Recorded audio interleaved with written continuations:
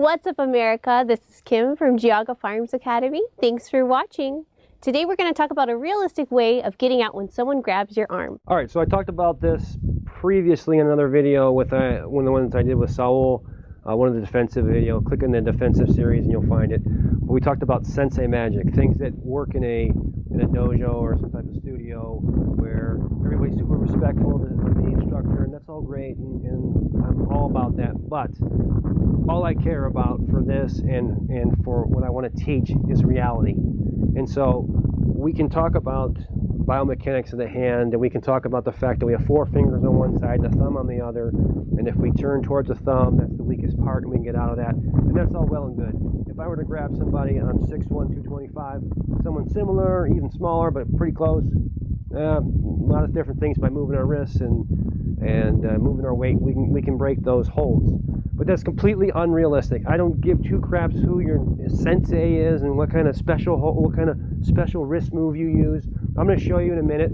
I'm not a power lifter by any means, but I'm significantly stronger than an average woman by a huge margin. I mean, I can easily deadlift without straps 400 pounds.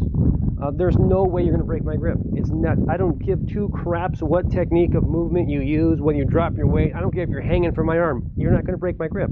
So let's look at a realistic way where that can happen. Plus, what if I use 2 hands? Or what if my hand is in the right position?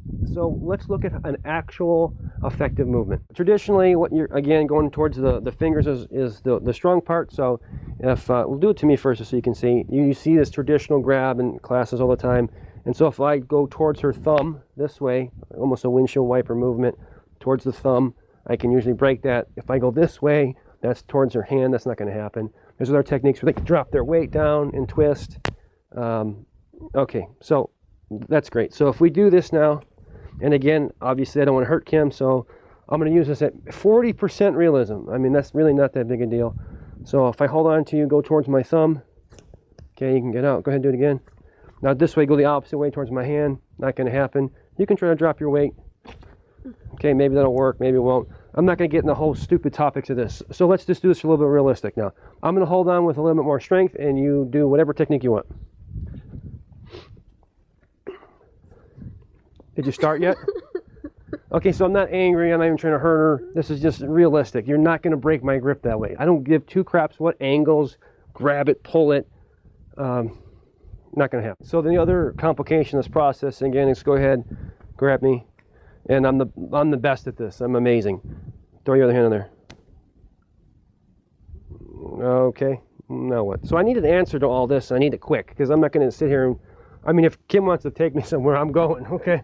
But realistically, this is probably some bad guy, so we don't want that. So we got to have an answer to that. Or you can always do this Sensei magic. Yeah. And that works too. I'm sure that I'm off by a few, but there's approximately 27 bones in the hand.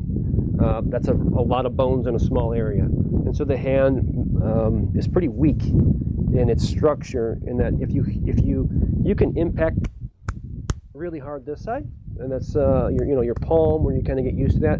But this side of the hand, the back of the hand, where all those little bones are, ligaments and tendons and all those things, that's a much more sensitive part of the hand, and you can do significant damage to the top of this hand without as much force as you'd think, especially if we can multiply that force by using any type of implement, improvised weapon or otherwise, and actually strike the top of this.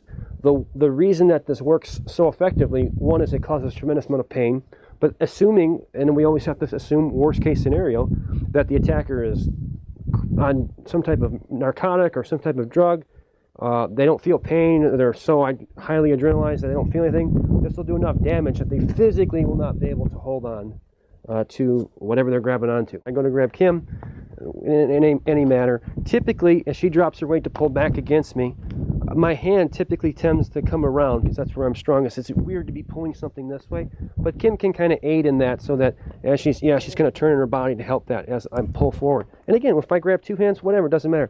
So the next thing that's going to happen, and she doesn't have to pull super hard now just so we can see, but there you go. You have an implement coming down onto the top of the hand, and this is a flashlight with a chrome bezel. Walmart, 29 bucks, whatever, or 19 bucks. What else you got? So let's see. All right.